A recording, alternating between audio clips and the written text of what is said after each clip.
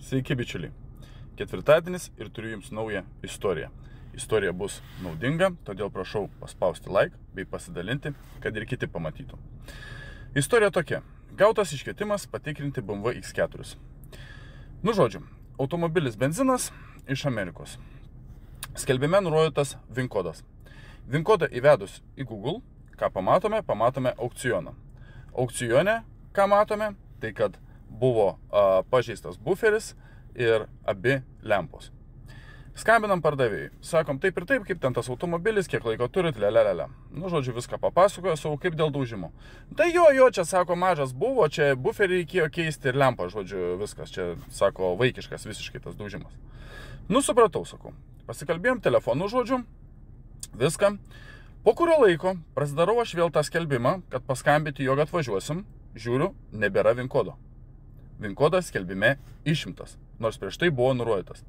Tačiau yra paliktas SDK kodas. Pagal SDK kodą registros puslapyje pramušom VIN kodą. VIN kodas registros puslapyje ir tas, kuris buvo nurodytas skelbime, skiriasi. Skelbime tur buvo nurodytas, kai patikrini, viskas tvarkoj, tokia pat spalva X4 sidabrinis, žodžiu, viskas tvarkoj. Žmogus pasimautum be jokių problemų. Tačiau, kai pramušom VIN kodą per SDK, ką pamatėm, kad visiškas kotletas, bičiuliai, absoliučiai. Priekio nėra, abu landžeronai nusisukė į šoną, airbagai, gale abudu šovė, durelių šovė, kojų šovė, vairo šovės. Žodžiu, visi įmanomi airbagai šovė, absoliutus visiškas kotletas. Jeigu būtų nurodytas tas VIN kodas, aš labai abejoju, ar kas nors pasitikinę pagal VIN kodą tą automobilį pirktų. Paskambinus žmogui, paklausius, kaip čia dabar yra, žodžiu, pradėjo mygt, padėjo ragelį ir skelbimas dingo.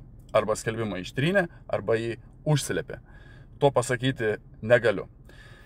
Moralas kame, bičiuliai?